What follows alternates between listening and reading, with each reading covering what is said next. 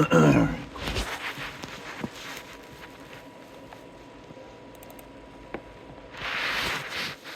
man, let me get this.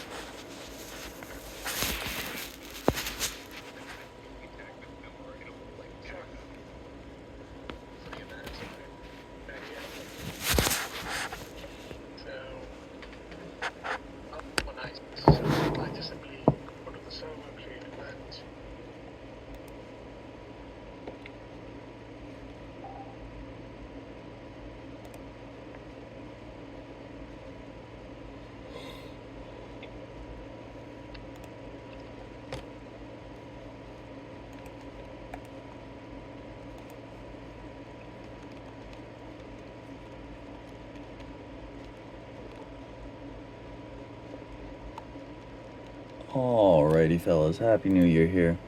And once again, just when there are audio issues or you know, screen share issues, just go ahead and unmute and let me know. That's the fastest way to handle it. I'll just repeat whatever I was about to say. So, okay.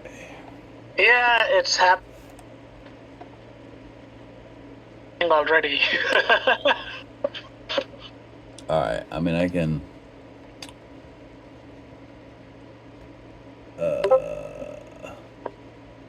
well... I don't know. It was fine in my interview, so usually I just repeat myself. But there are more of y'all, so that's probably why.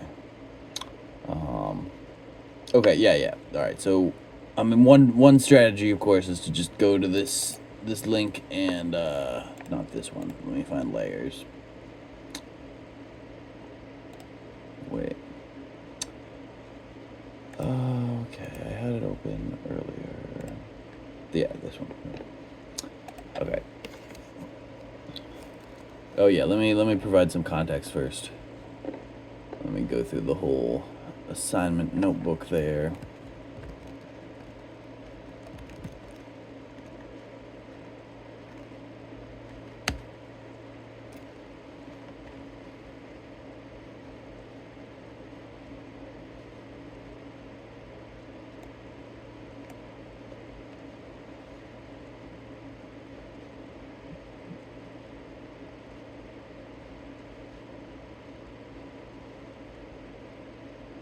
Oh, that's why.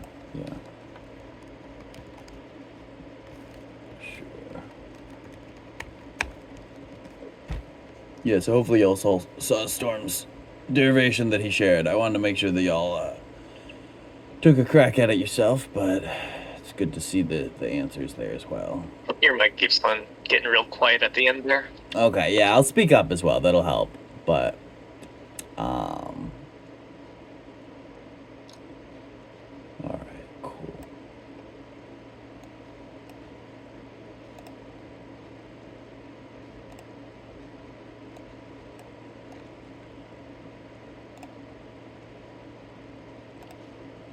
That's what I want. Cool. Alright, so yes, for the fully connected networks, the context for implementing this backward pass is, I'll just read through it here, right? Okay. Alright, so in the previous homework, we implemented a fully connected two-layer neural network on CFAR 10, which is just a basic computer vision data set with only 10 classes. It's very small compared to most computer vision data sets, and the implementation was simple but not very modular since the loss and gradient were computed in a single monolithic function. This is manageable for a simple two-layer network, but would become impractical as we move to bigger models. Ideally, we want to build networks using a more modular design so that we can implement different layer types in isolation and snap them together into models with different architectures. So basically, in this exercise, instead, we will implement fully connected networks using a more modular approach. For each layer, we will implement a forward and a backward function. The forward function will receive inputs, weights, and other parameters and return both an input and a cache object storing data needed for the backwards pass like follows. And very similarly, the backwards pass will receive upstream derivatives and the cache object and will return gradients with respect to the... It was really good for about maybe 10 seconds, and now we can't really hear you well.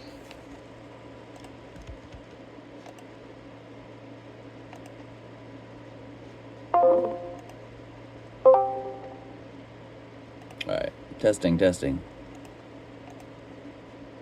Not great.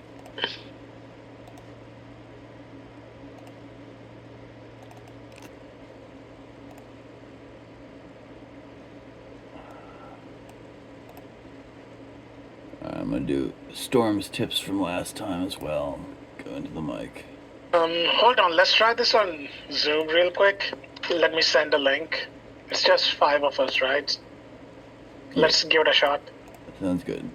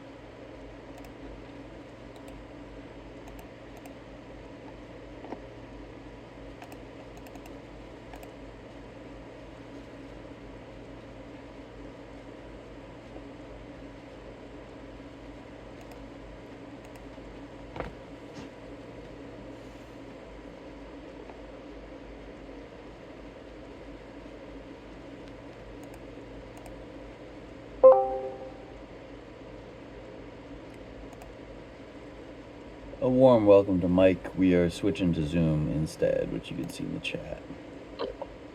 Your mic sounds great now. Where's the chat? Oh, the actual lecture hall chat. Got it. Yeah, but the problem is, he's not sharing anything. It's a bandwidth issue. Oh, okay. Need some boosters in the channel, I guess. Yeah, that would help. Anyway, I'm joining the Zoom, so I will be there. Hopefully that'll help. Okay, cool.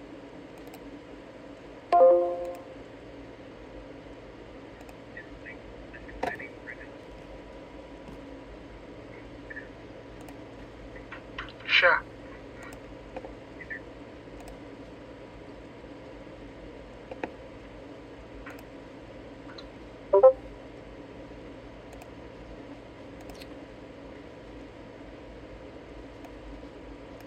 Shashank, can you give me a screen? Oh, yeah, you gave me. Cool. Alrighty. Yeah, so hopefully this is a bit better here. Just, again, let me know, and we can try yet another platform. Okay, so... Recording in progress. Oh, great, thanks. Yeah, hopefully that'll work. Yeah, the last software I was using came out a bit funky, so hopefully that'll help a lot. Alright. If Zoom has it integrated. Okay, so... Yeah, so this is what we did last time. We implemented the layer forward. It's like fairly simple, right? You just do a dot product between the weights and the x's, and then add the bias term. But then, yeah, as you see this formatted here, right? Instead, now we're being passed the outputs from the previous layer, or sorry, from the next layer, and the derivatives with respect to those partial derivatives, and then we're going to calculate these partial derivatives with respect to both the actual data and then also the weight matrix, right? So then we're going to pass this back to the previous layer, and then we're going to just use the weights to update that layer of the particular neural network and have it learn to identify the data better. All right, cool. So this is fairly straightforward. There's some error here that, yeah, basically it's just this tensor difference here, and then we normalize it. Okay, but then, yeah, backwards is the one that we really wanted here. So, yeah, so then it's not immediately obvious, but basically this function, not this one, the affine backward function, is imported at the root from layers.py here. So that's why I have this up here. Okay, cool. So here these shapes will definitely help, sanity check anything you're doing, right? If you're checking the We can't understand you, whatever you're saying. Let's play it again. Okay. Is it better than the Discord at least? I feel like it. I mean, I don't hear about much. the same. It's about the same. Okay, thank you. I will go ahead and join from my phone. That usually works better.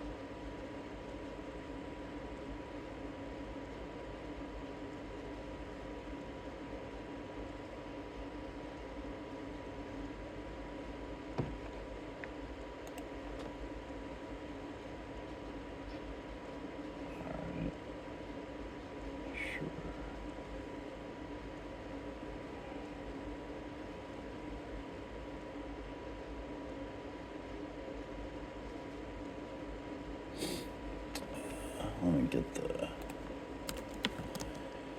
meeting invite here. Okay.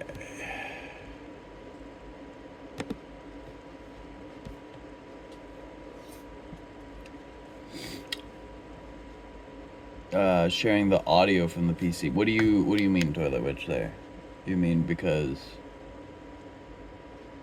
I mean, I can try plugging in a different microphone, but I bet it's just the Wi-Fi speed. Okay, here, wait, now what I need to do... Oh, of course, I'll just join the Discord from the phone, get the link.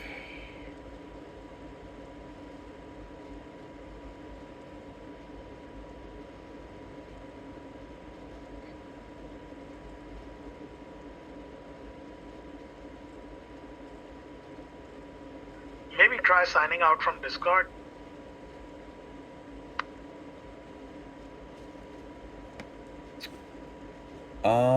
I did. Alright, here. Let's see if this helps here.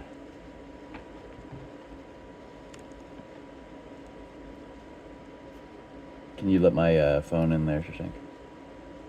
I'm not so sure it's a bandwidth issue if your voice is continuously coming through. It'd just be like the, I don't know, the automatic gain sensitivity. Recording in progress. Alright, well let me try. Yeah, I don't know, man. I'll try changing that as well. Okay. Oh wait. I thought that was, yeah, that's what. Okay. Alrighty, so yeah. So basically, yeah, given the derivatives from the next layer, then, right? In the cache, and let's just walk through the size of these, right? So for sanity, x is gonna be n by basically k, right? Or I'm skipping a step there a little bit in my head, but like basically there's k numbers of dimensions, right? So let's just use image data, right? In this case, so there's going to be two spatial dimensions, and then one RGB dimension. So this would be 3 in that case.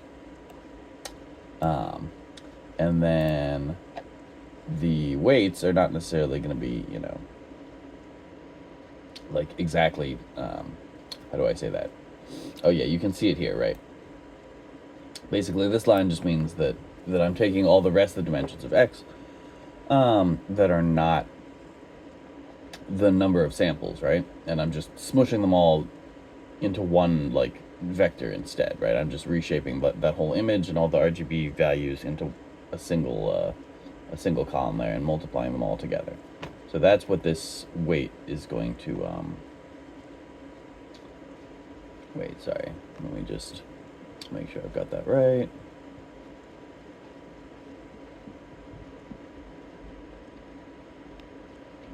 Okay, x dot w. All right, so that means, yeah, okay, all right. So this d value, yeah, right.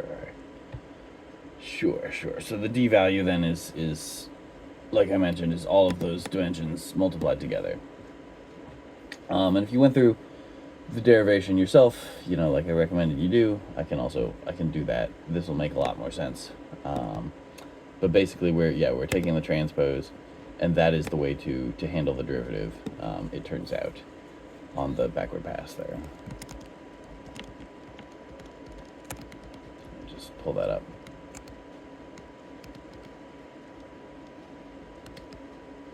Hi, yeah, you're unmuted. Did you have a question there? No, sorry, my cat is standing on my keyboard. Oh, okay. Cool.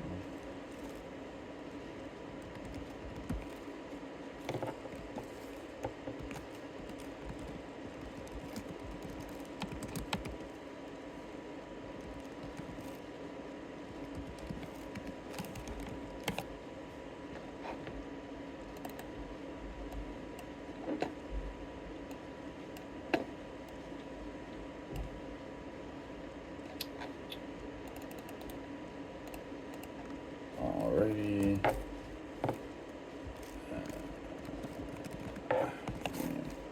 Sec here. Pull up the notes.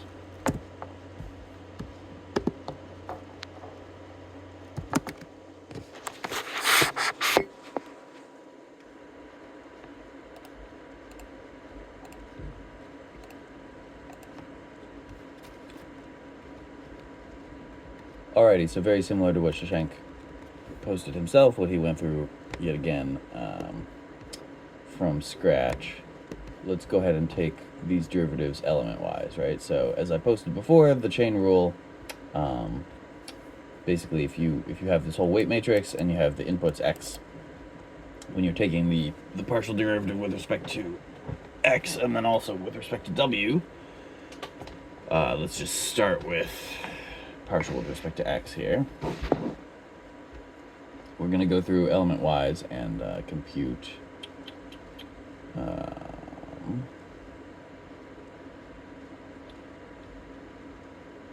let me just, yeah. Okay, all right, yeah. I'll go through it this way. So basically, yeah, so we have the summation from 1 to the number of dimensions. And then, this is probably a little bit easier to see in the actual, yeah, let me just pull up a matrix and explain it that way, okay? Let's just get ourselves a very simple matrix. It's easy to compute in our heads here. Okay, cool.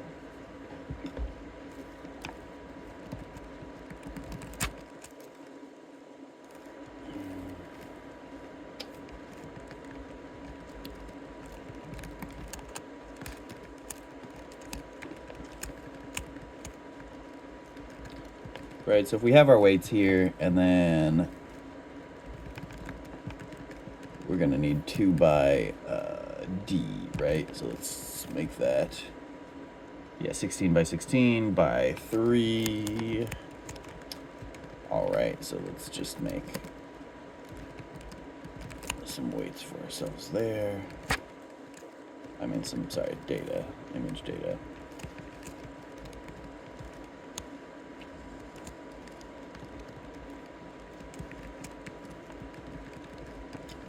Okay, cool. So this is very long, but you can see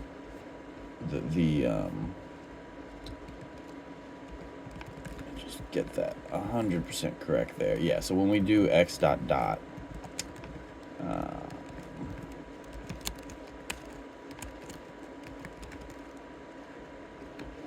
yeah, right, the last dimension's gonna drop out there. Okay. And, oh yeah, I'm gonna need, let me just do, it should be stack along the 4th dimension there, so let's get ourselves, let's just do concatenate, that's fine.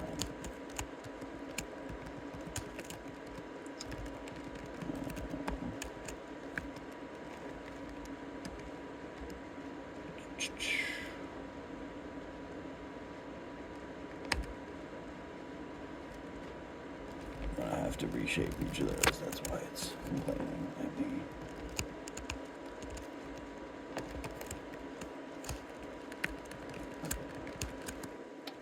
Alrighty, cool.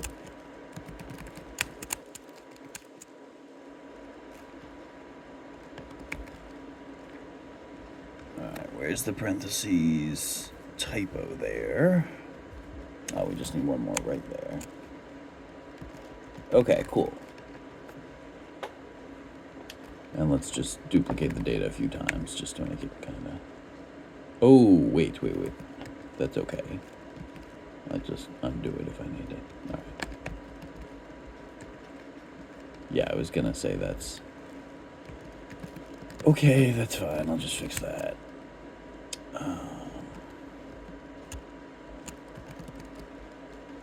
All the way up to the negative ones. Anyway, the whole point of this... Great. So we have some data here.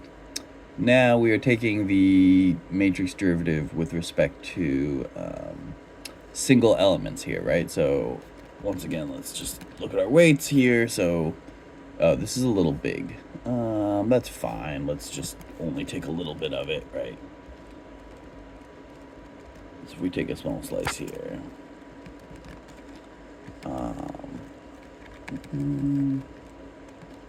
And let's just do the 0th there. All right, great. So now you can see a small slice of the image that we're going to be multiplying here. So if we take this W and we're taking, let's just make it simple, right? Let W be, all right. Yeah, this will be the 0th index, right? And the first column, 0th row, first column.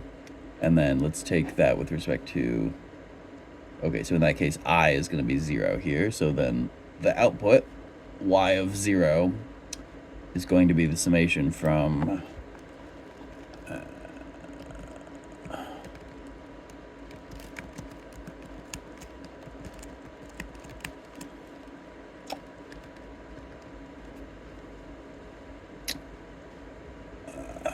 I should probably pull up the graphic again.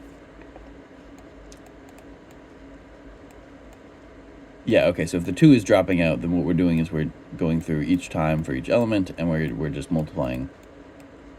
So this will be 0 times 0, right? And then 1 times 3.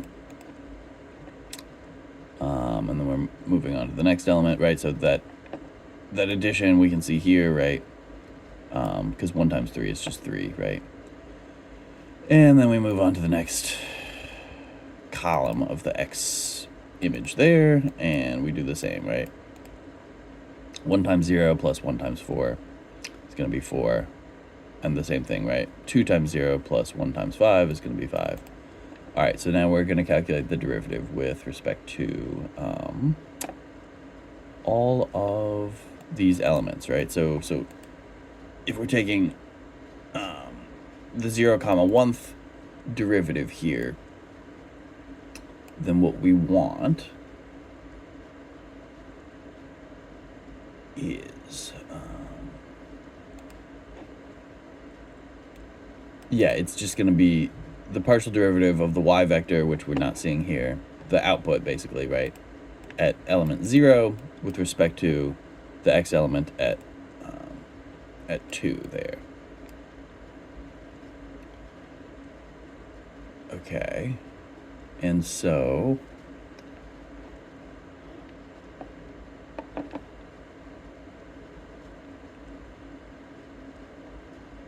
right, so then he writes down the the expression computing that derivative, computing the actual matrix multiplication here, and then we're going to compute the derivative. So let's just walk through and do that.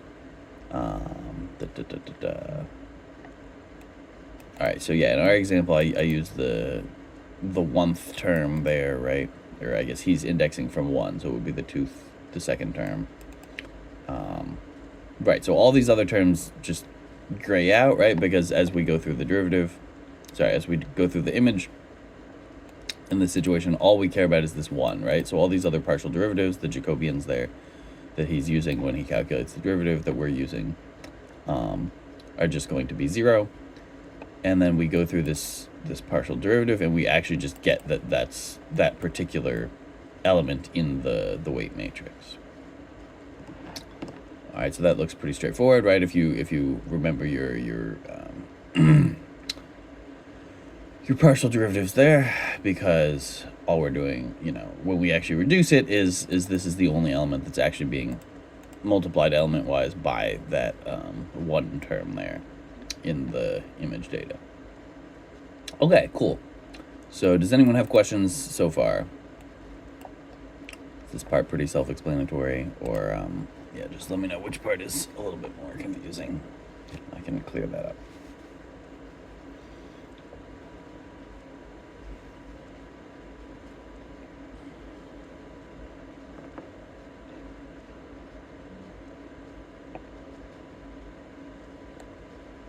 All right, no questions. You can feel free to chime in very soon if something comes up for you. Okay. And now, right, he goes into the next step, and he says, all right, let's compute the entire Jacobian matrix then, right?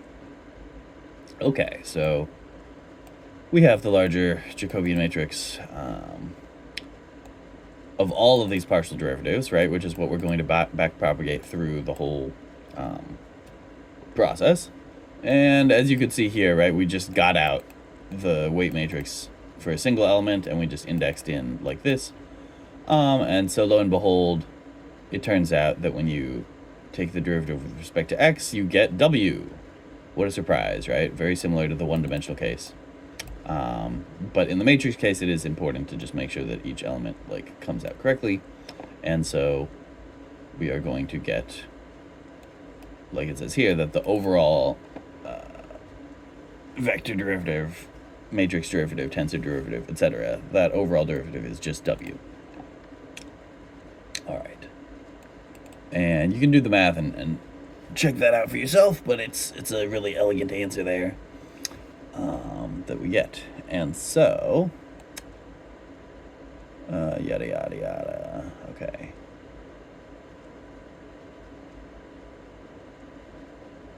Yeah, so before we move on to the other partial derivative here, let's just kind of sanity check that here in the actual function, right? So what we did is we took the derivative with respect to x, and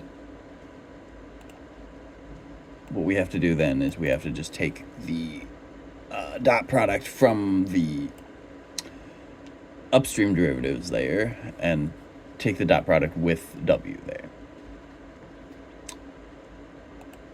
So it seems pretty self-explanatory, except for this transpose was bothering me yesterday when I was looking back over this. But basically, what's the best way to explain that? It turns out if you go through the math yourself in a little bit more detail, the transpose is gonna make sense to you. I guess I can just keep going through the notes if that's a sticking point for anyone. Else. Oh yeah, here we go. He addresses it right there in particular. And that is just because of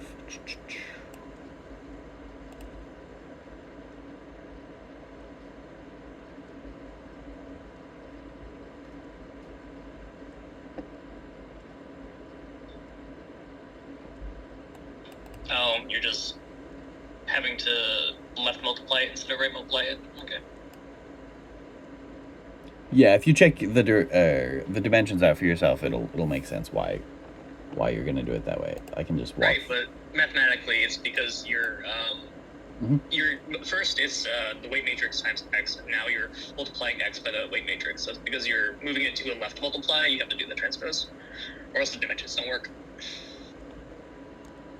The number of columns of the first metric should be the same as the number of rows of the second if you do the left multiply versus right. So depending on the columns and rows of the first and second, respectively, you might have to transpose. Yeah. Right. Okay.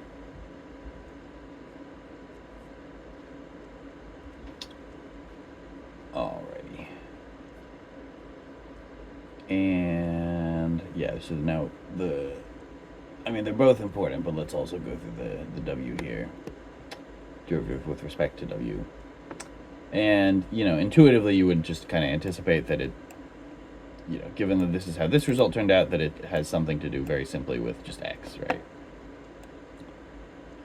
So let's just confirm that with the algebra here. Alright, in this case, the y vector varies along one coordinate, while w varies along two coordinates. Thus, the entire derivative is most naturally contained in a three-dimensional array. Okay, we avoid the term three-dimensional matrix. Yeah, that's fine. It's just, sure. Most people would call that a tensor. That's what we introduced it as here. Dealing with three-dimensional tensors, it becomes perhaps more trouble than it's worth to try and find a way to display them. Instead, we should simply define our results as formulas, which can be used to compute the result on any element of the desired three-dimensional tensor. Let's, again, compute a scalar derivative between one component of y. Alright, we'll just go with his then. We'll go with y sub 3 and a component of w, say w sub 7 comma 8. So we start with the same basic, situation here. And, if you, as your intuition also might have said when you, saw this, right? Obviously this is going to be 0 because that term never gets multiplied by that particular term in the matrix, right? So despite the fact that we're getting this big, massive three-dimensional tensor, which looks like it would be kind of complicated, most of the terms are going to just be 0. Okay. Cool. So a lot of those partial derivatives are going to be, again, 0 there. But as you would also anticipate, right, when the correct indices of the weights match up with the correct indices of the y values, the outputs there, then you are going to get out what you would expect, right, when you're doing this element-wise multiplication, and you take the derivative. Let me just pull up Johnson's. I can even just do it out myself. It's so simple. Just do it from first principles here. All right. Let me at least get a notepad. Oh, wait. Is it going to let me do the math? I will try. All right, fine. All right, yeah, let me at least try a notepad first before because Paint is going to make it hard to edit text later. And I can upgrade at least a little bit to WordPad. I don't have ++ on here, unfortunately, right now. I usually just use Vim, but for math, obviously, this is better. Okay, cool.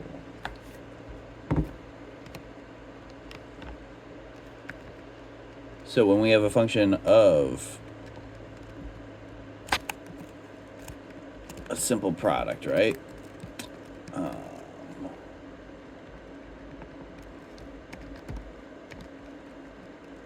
Let f take both x and y as inputs, right? I don't have the symbols, but you get it, right? Partial derivative of f with respect to x equals y. Okay.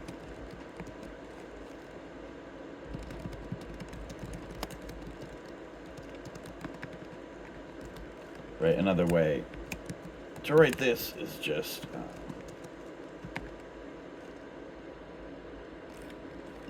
that's fine.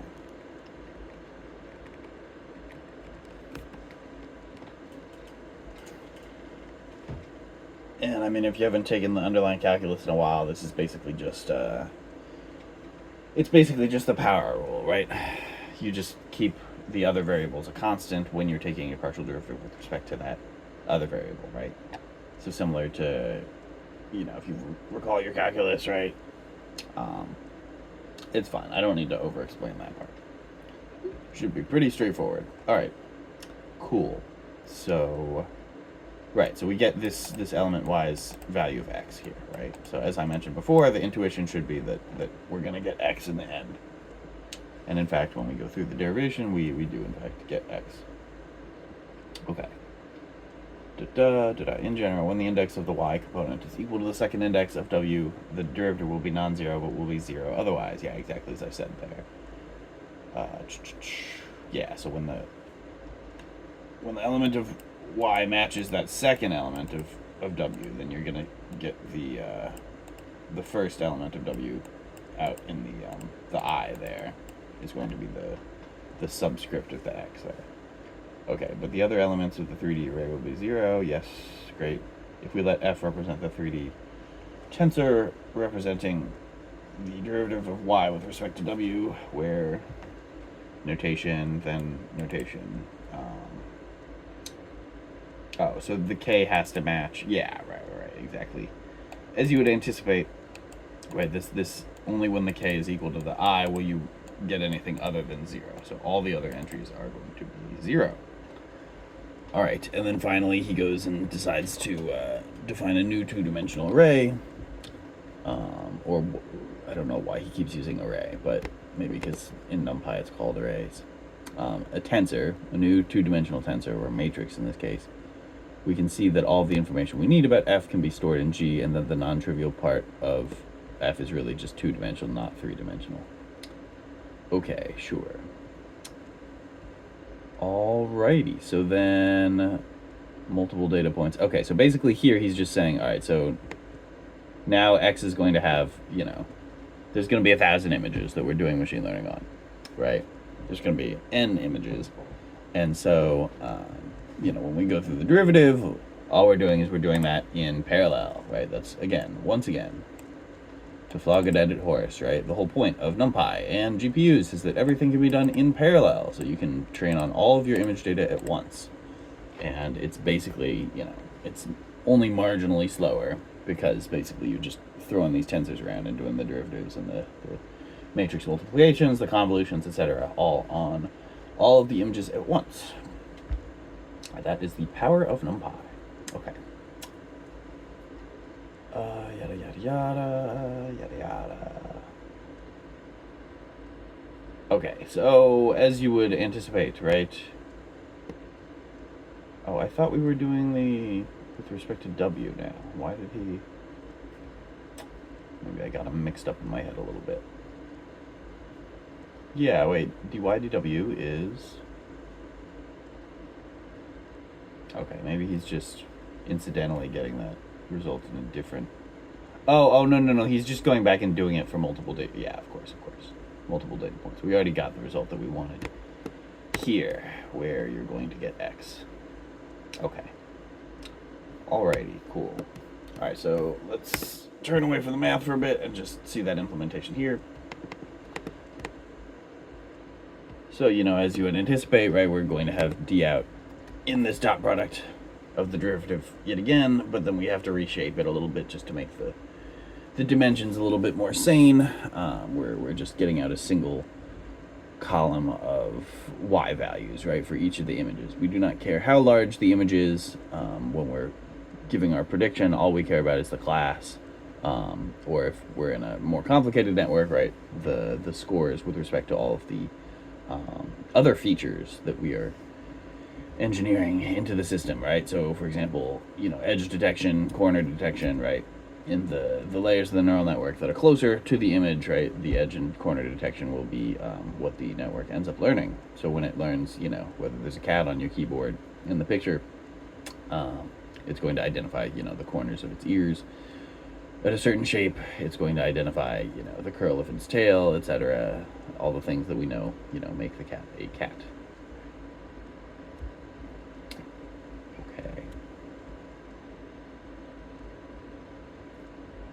Is that still the case in the feedforward, like this, classic feedforward neural network rather than a convolutional neural network?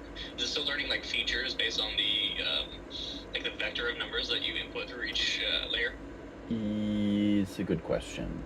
Yes, and there's going to be. Yeah, so the key difference between those two scenarios is that the convolution has this spatial component, right?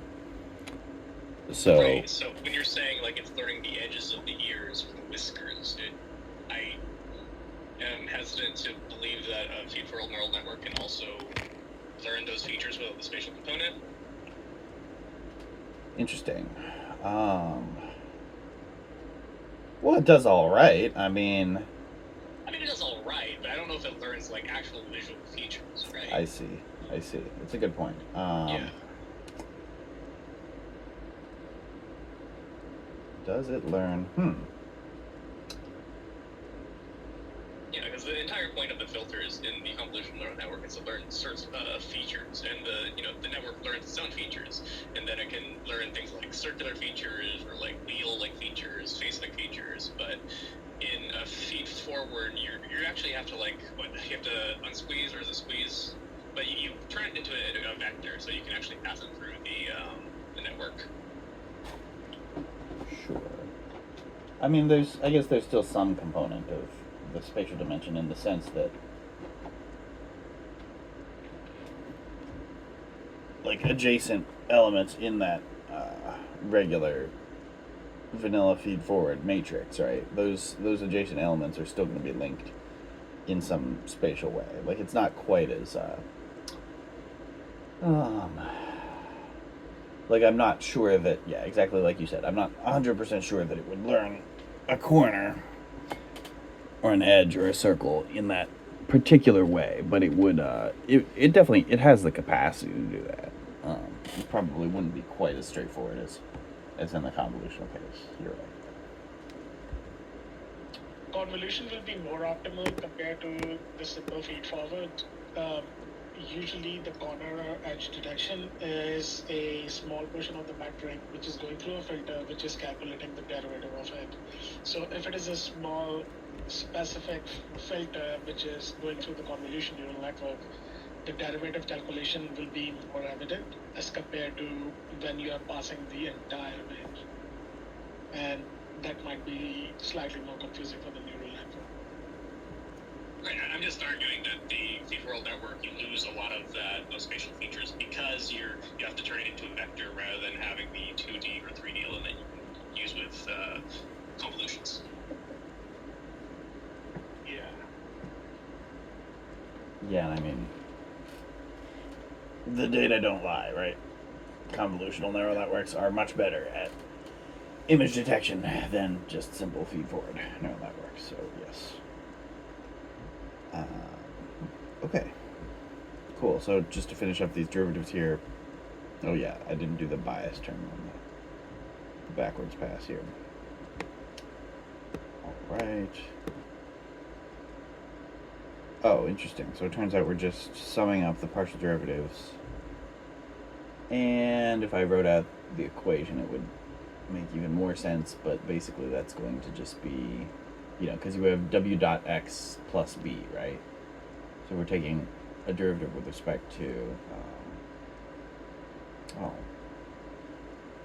wait, yeah, why are we summing?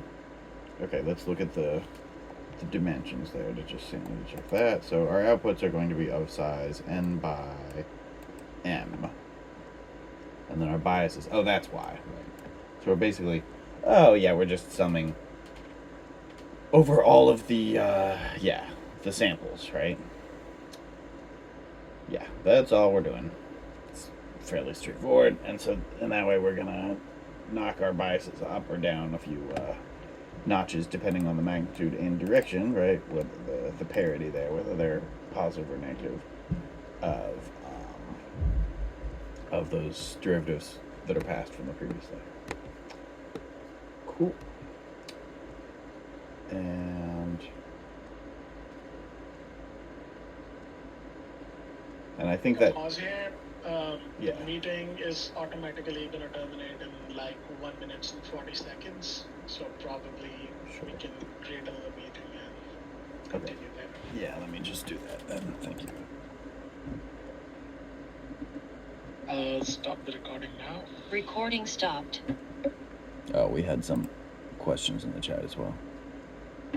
Oh, no, that was... Just me. Yeah.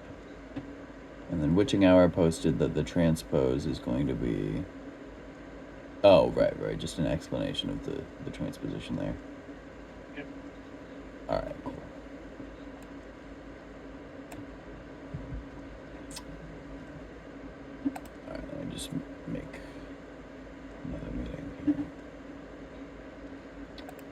post that in the Discord as well. So, see y'all soon.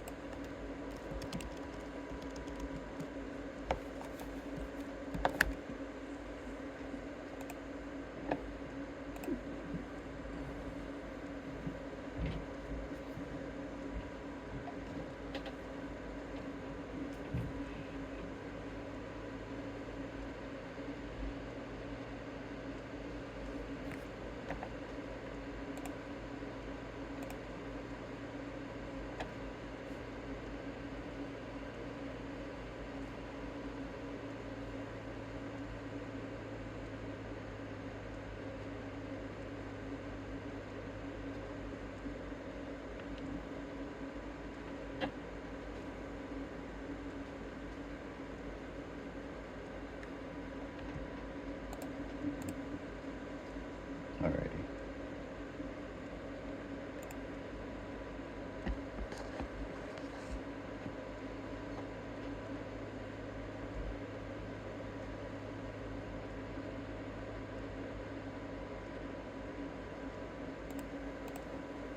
Oh, that's why.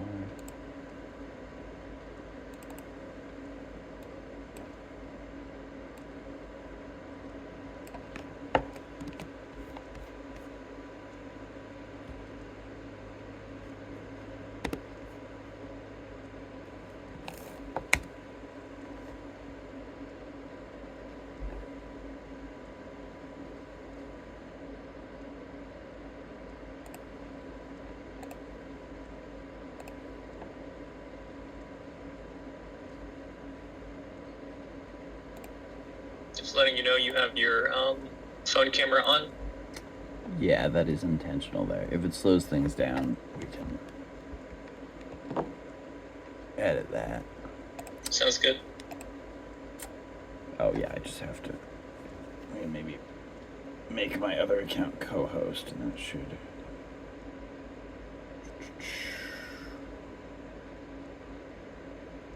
I guess I can just do it that way. Sure. It's not funny. What's up, man? It's a little hard to hear you.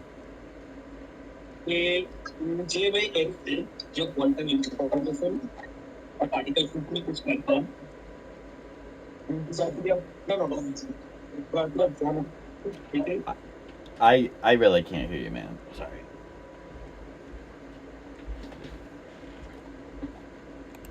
Could try a different platform.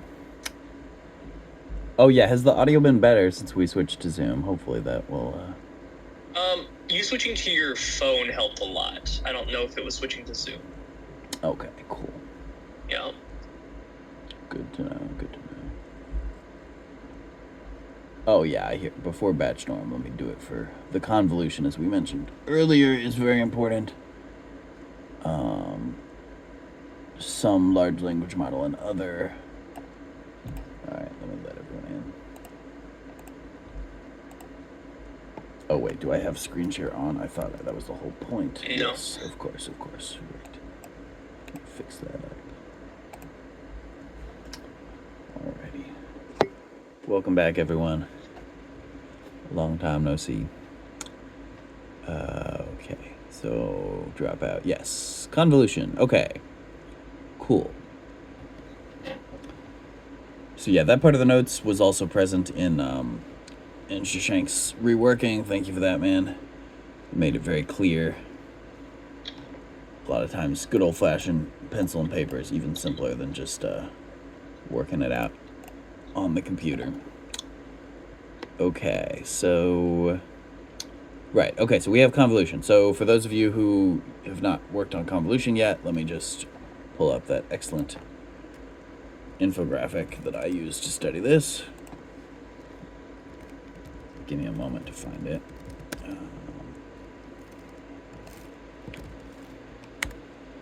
And if I'm not mistaken, this is also created by my former classmate and really just amazing contributor to machine learning, Alec Radford. So basically, all right, here we go.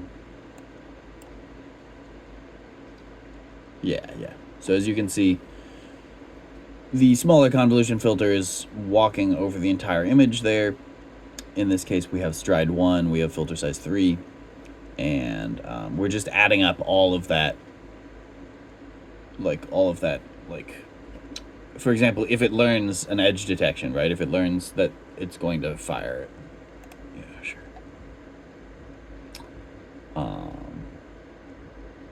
If it's just a bunch of, like call it 256s, right, in a line, then you're just going to learn where that edge is in that situation. Sure. Thanks, Shashank, for the recording there. Okay, I'm also recording on my phone, but probably... Anyway, we'll have both. All right, so yeah, anyway, this is what convolution is doing. So we were alluding to it earlier, but this animation helps visualize it a lot, right? So it's just walking over the entire image. And then, as you can see at the top, right, it's compressing all of that information into a single pixel in this case of the output layer. And it doesn't have to be 3 by 3, right? You sometimes see 5 by 5 or 7 by 7, or even you could do a larger filter for each kernel there in the convolution. But this is some intuition for what's happening when the convolution walks over that layer in your neural network. And yeah, as mentioned earlier, right, it has this spatial component, which is different from the vanilla just matrix multiplication. All right, cool. And yeah. All right, so back to the partial derivatives then. So let's make some sense out of this here. All right, so we have some zeros, sure. And now we're walking through, all right, what is f gonna be here? F is just gonna be the shape. Okay.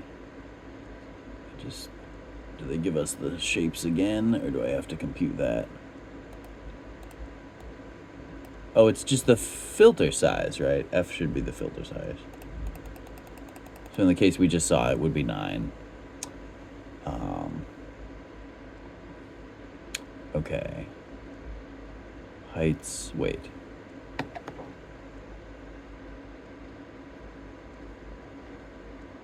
Yeah, it should be. I think it's the filter size.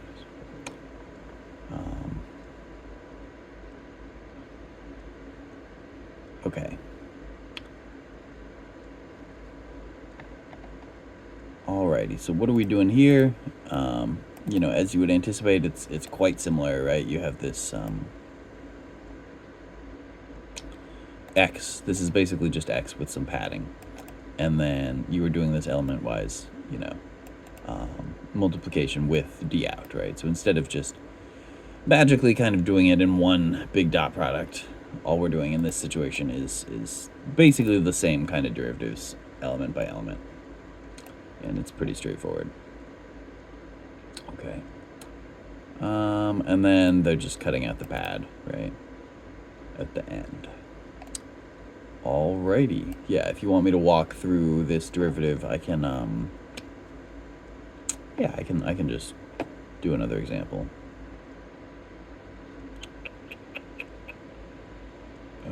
Notepad, WordPad is what I want. Okay. Alright, so let the convolutional filter C be... Okay. Pull up an equation for convolution to help.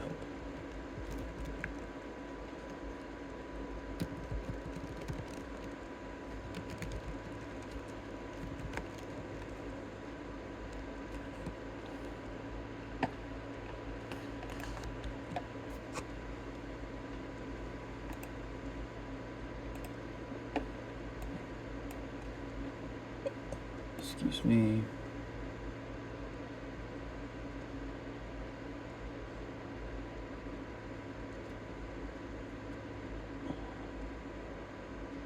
All right, yeah, in one dimension that's straightforward.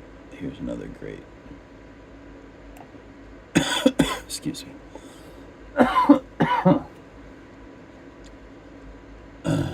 Example of the convolution.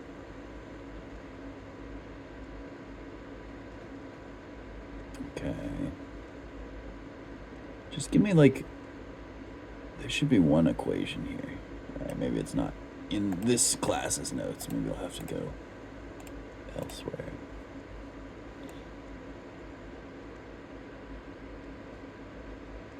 Okay, but give us, yeah, obviously, most of the time we're using this for images. At least in our situation.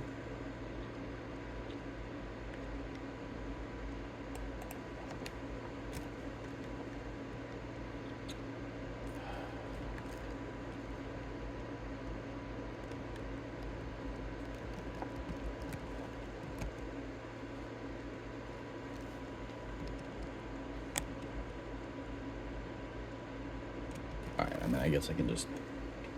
It's probably a good exercise for me to write it out from scratch. Alright. So let the convolutional filter be...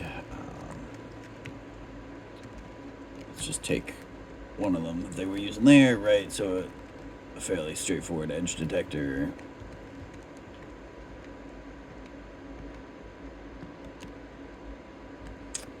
And let's just do it horizontally, because that's what we mentioned earlier. Okay.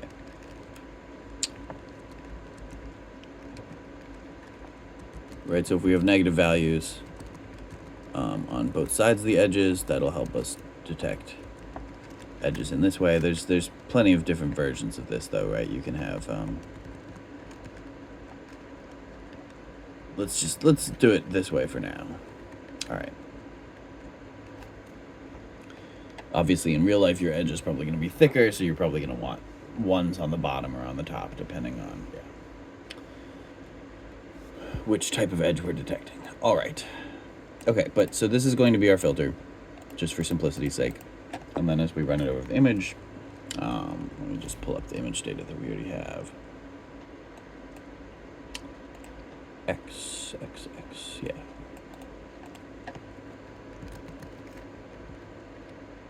Alright, cool.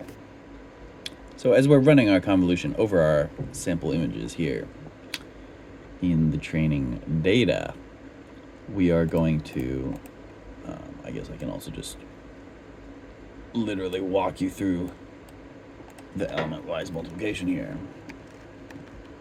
Right. Sorry, this should be... And I think in this case we're actually going to need a larger... I guess there could also be padding, but let me just do it this way. We're going to need a larger image is what I was trying to say before I cut myself off there. Okay.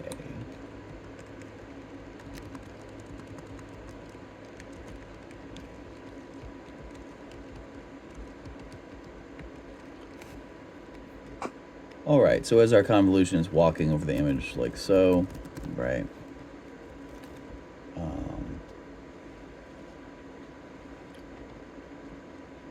Right, we're going to take the negative products with the top and the bottom layer there, and then we're going to just take the values of the middle layer there, right? So in this case, the overall result is going to be negative when we centered here. And so when we're taking the partial derivatives, right, let's just walk through that process. Let's take the partial derivative with respect to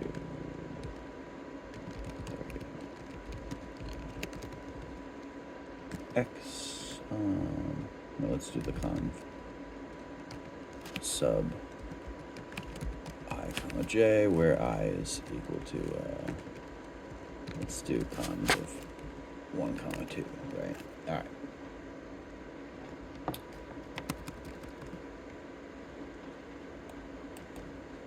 And so as we're walking through 1 comma 2 here,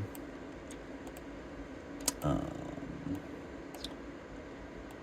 take a derivative with respect to this element. All right, so as we're walking over the entire, image here with our convolutional filter,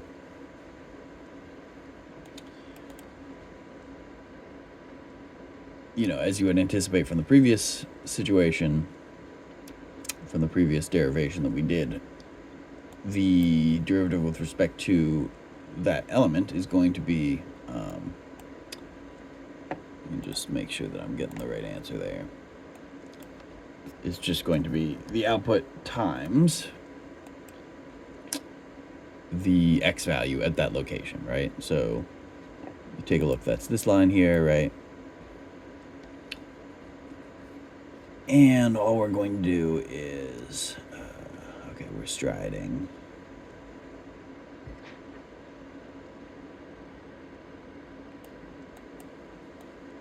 Yeah, it's exactly what I said. So basically just the derivative with respect to x times the derivative of the output. And we're just walking along. It's very similar for the bias term as well, right, to what we did earlier, where we're just summing along that n dimension. We're just taking all of that data at once. But here it's quite similar to what we already calculated, and we're just doing that element-wise multiplication. And then very similarly, right, when we take the derivative with respect to x on exactly that same interval, then we're just going to get the weight times the output, right? Oh, sorry, Maverick was sitting in the waiting room for a little while there. Okay. All right, so maybe a bit anticlimactic there, but yeah, pretty straightforward. And okay, so let me just walk through for those of you who haven't done convolution before, or just it's good to have a refresher. Let me just walk through that animation line by line and just this is what I wanted. Right, just to show the calculation of what's actually happening here. Let me just pause it when it restarts. Okay. Cool. So let's walk through with these other filters. So basically, you know, as I mentioned before, and as the animation said, but let's just make it explicit with the math, right? This is going to be equal to 0 times 1 plus 0 times 0 plus 0 times -1 plus, all right, so what do we have so far? Oh, that's all 0 because it's just the padding on the outside. Then we have 0 times 0, and because in this situation all this row is just zeros, I'm just going to ignore that. We're just not going to affect the output at all. But okay, and then this is 0 times -1, which is 0. This is 2 times 0, which is 0. And then this, finally, we get an element that's actually not 0. We get 2 times 1 there. Oh, right, and because there's RGB values, we have to, let's just go through the whole thing more comprehensively. All these are 0, so let's just ignore that part. Let's just take a look only at the bottom square here. And because all the zeros are placed in the exact convenient locations in this situation, we just get 0 from this level, from the green layer of the filter. All right, let's look at the bottom right again. And we're going to have -1 times 2 plus -1 times 2 there, giving us -4 plus, if you recall earlier, we had the 2. So -4 plus 2, and lo and behold, we get -2 like we would anticipate. And it's just going to do the same thing, walking over all the rest of the image there. Okay. Cool. So a little bit of indexing you got to get right when you take the backwards pass of the convolution, but overall, you know, still fairly straightforward and simple. And so, yeah. So that's basically all we're doing when we're calculating these derivatives. And yeah, so that's the backwards pass for the convolution there. Questions on convolution? We were gonna do this in Unit 2, I believe. We are still on Unit 0.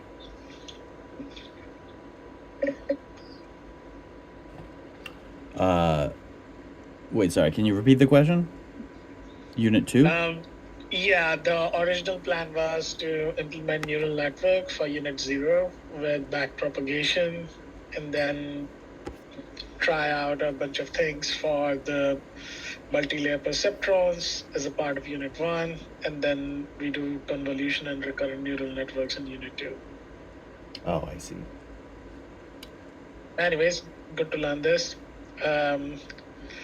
I have done a lot of classical computer vision image processing, and some of the things that came back were like Sobel and Previtt filters that were used to do the edge detection. You have to specify the direction, like if it is column wise, like -1, 0, +1, it's going to be a horizontal edge detector. If it is row wise, then it will do the vertical. You need to create a different filter for the diagonal. But I believe convolution neural net will automatically figure it out based on the inputs and the outputs. Yeah, so that it should learn those features organically just from the process of. Yeah.